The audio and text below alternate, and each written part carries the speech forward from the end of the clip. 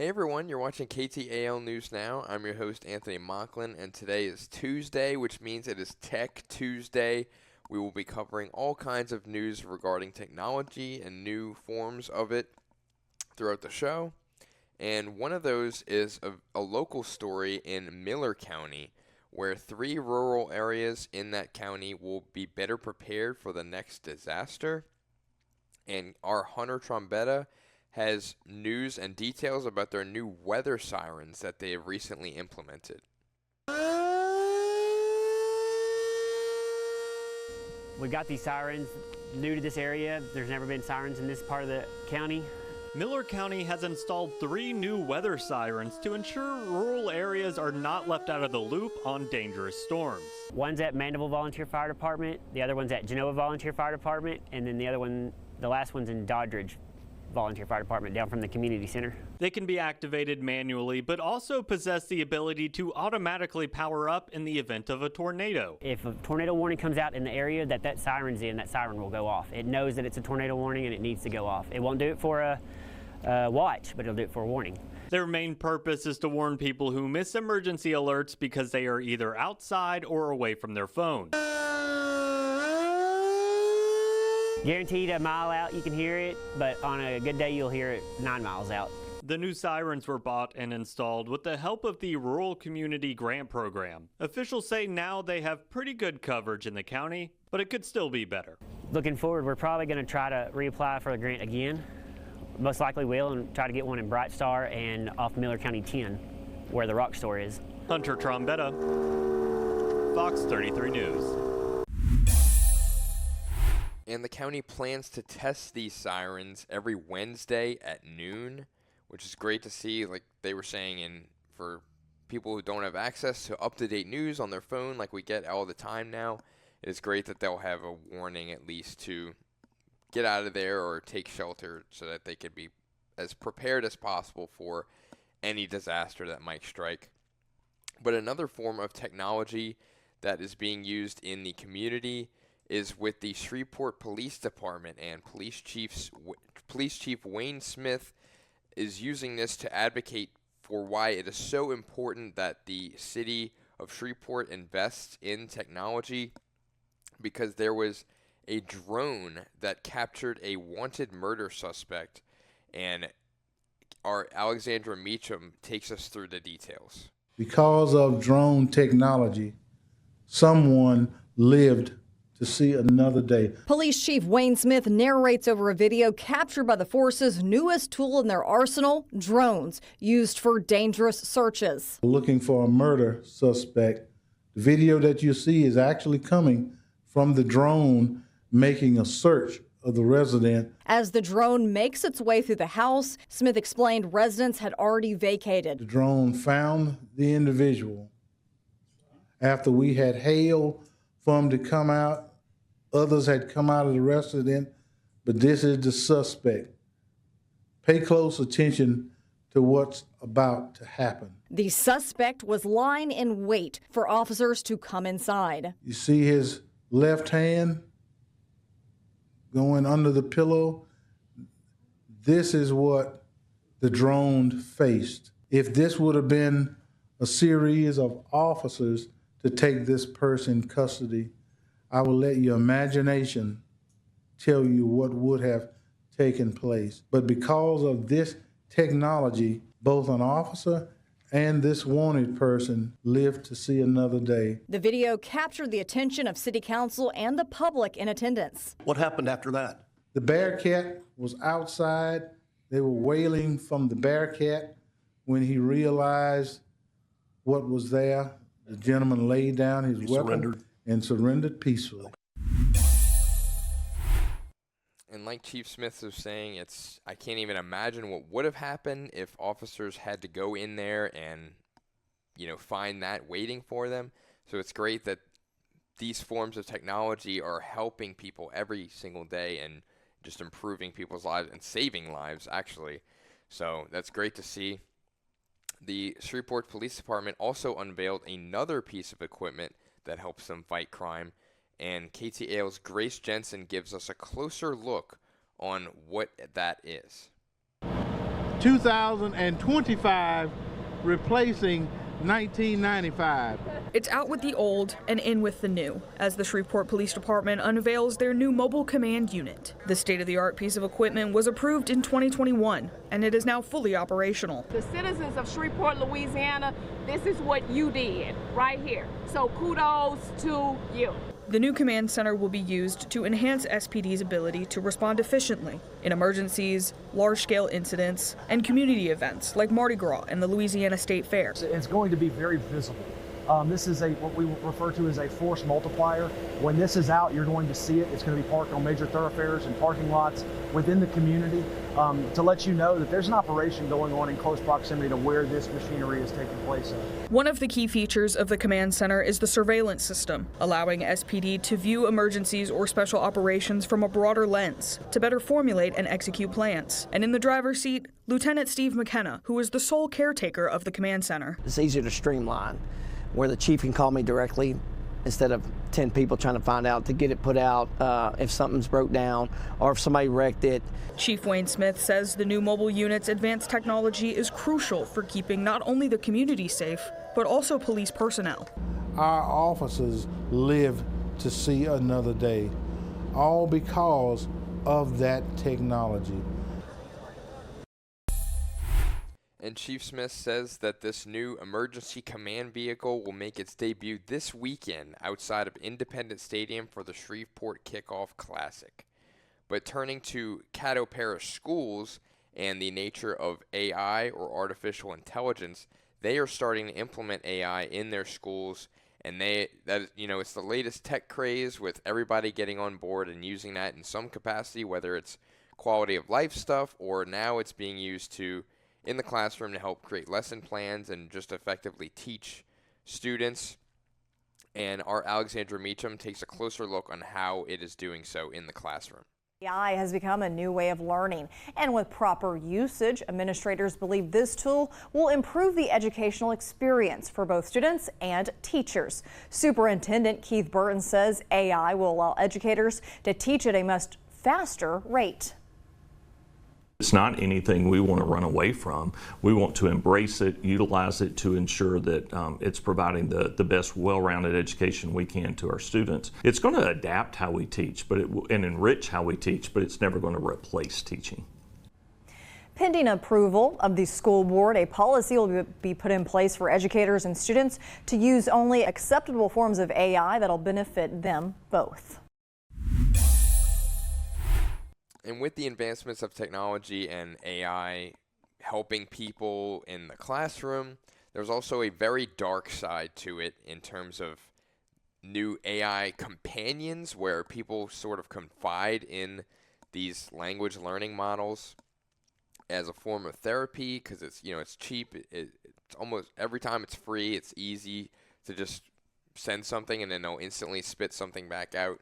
But it can lead to very dangerous effects, especially in children, if parents and guardians are not more careful.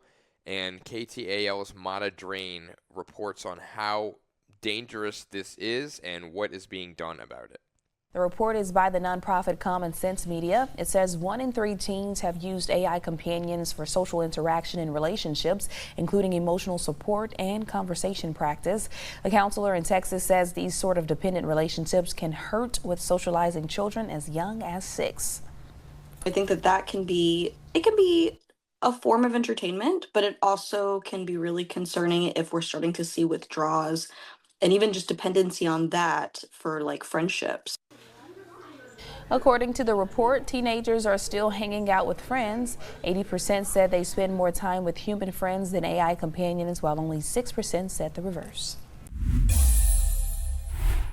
And with this AI technology being readily available on our phones now, it's easier than ever to access that. So if you're a parent or a guardian, if you have children, just please make sure that not to overly monitor them, but make sure that you exactly what they're doing in case anything bad happens. There have been already so many cases of teens and young adults being driven to suicide essentially because they confided in these AI companions and chatbots and they were able to kind of skirt the safeguards that they have when it comes to self-harm and suicide, and they ended up taking their own life because these chatbots they weren't able to alert authorities or anything or let the parents know. So just please be careful when it comes to this, and just giving kids access to, like, unfiltered access to the internet, because there are so many horror stories regarding that. But once they are mature enough and of age, and you know that they will be able to handle themselves with, like, a smartphone, for example, you could always get them the latest iPhone, which is expected to be unveiled in September. They announced this morning, actually, that they plan to have a launch event for it on September 9th at 10 a.m. And this is expected to reveal the newest iPhone 17s. And this lineup is expected to have a variety of upgrades. Analysts are expected them to have better processors and specs. And they also expect a brand new slim model, which sacrifices battery life and cameras for a lighter and sleeker design. But like I said, September is usually the month where they reveal their iPhones and new watches. And these events used to be live on stage with executives, showcasing all of the different features of the new models. If you look at the first few iPhones, Steve Jobs was iconic when it comes to the presentations and unveiling, like, the world's first iPhone. That's something that's, if you grew up on the internet and just whenever it got revealed to the world, that's something that sticks in everybody's mind. But now, ever since 2020, these presentations only come in the form of pre-recorded videos, which is very unfortunate, but that's usually the way that people are doing things now. Instead of attending these presentations, demonstrating things on stage. This relates to the gaming industry as well, because Nintendo has been a front runner or leader in these online pre-recorded presentations now. They stopped attending all these game events where they would announce new games and new products that they have in their lineups, just to have a more focused, centralized thing where everybody's there just for them, instead of having to sit through, I guess, like a 3-hour presentation and waiting for Nintendo news, which I guess is smart from a business standpoint, but it is unfortunate to see that, we're moving away from these live experiences that people get to experience, like, oh my gosh, these big reveals whenever they happen live, and instead of, behind a screen and just having to watch from the sidelines, essentially, and not being able to react in real time to it. But this event will stream on Apple's website on September 9th at 10 a.m., like I said. And while they are unveiling, or they are expected to unveil these new slim models, there are new foldable phones, which they are planning to get into the foldable game based on early reports. Those are not expected until 2026 at the earliest. So not this year's presentation, but next year's. And that has been something that has been sort of like a craze as people get back to that technology. I get it's very nostalgic, and there is practical purposes of it. Like in Samsung's new line of foldable phones, their Galaxy Flip 7 is it's a bigger screen to where the entire screen is foldable, and once you unveil that or unfold that, it almost becomes like a mini tablet. So it's kind of a 2-in-1. It is a little pricey. Those are going to be around like $1,700 or $800, sorry. But again, you know what you're getting. You're getting a 2-in-1 sort of hybrid tablet phone device, which is great, I guess, if you are a professional and if you need to edit video or draw on it, or if you like to stream on like Netflix or other streaming services. It's at least a bigger surface to watch videos and media and shows and movies on, which is great in practice. But if you aren't somebody who needs all of that, if you prefer to watch on a bigger screen like a TV, for example, then I don't really see the purpose of it, especially being able to fold it like that, which I get, it's a nostalgia factor. We used to have these flip phones, and most people start with flip phones. Even today, if their kids are getting their first phone, it's usually not a smartphone. But I think, I don't know. I guess until I am able to see it in practice, and if I ever get like a trial run with it, or somebody has it and I get to like, experience it for myself, I don't really see myself going into the foldable smartphone game. But again, it does have its perks. Like I said, it has that bigger screen that you can watch videos on, or just have a larger surface area to view whatever it is you're looking at, whether it's a video or if you're reading. It can become like a Kindle, for example, if you want to read a book on it. So like I said, you're getting an all-in-one thing for it. It's sort of like an investment with that. But like I said, if you're not doing all those things, I can't see a practical reason why you would invest so much money into this. But that's all I have for today's Tech Tuesday. Be sure to stick around for tomorrow's edition of Wellness Wednesday on KTAL News Now, which streams every Monday through Friday at 1 p.m. You can find all of our older videos on our YouTube page at KTAL News. But like I said, we stream KTAL News Now every day, Monday through Friday, on our website at ktalnews.com, which is also where you can get all of your breaking, local, and trending stories in the area or nationally. And if you have any story ideas for me, if you want to just talk sports, movies, entertainment, anything, you name it, I'm here.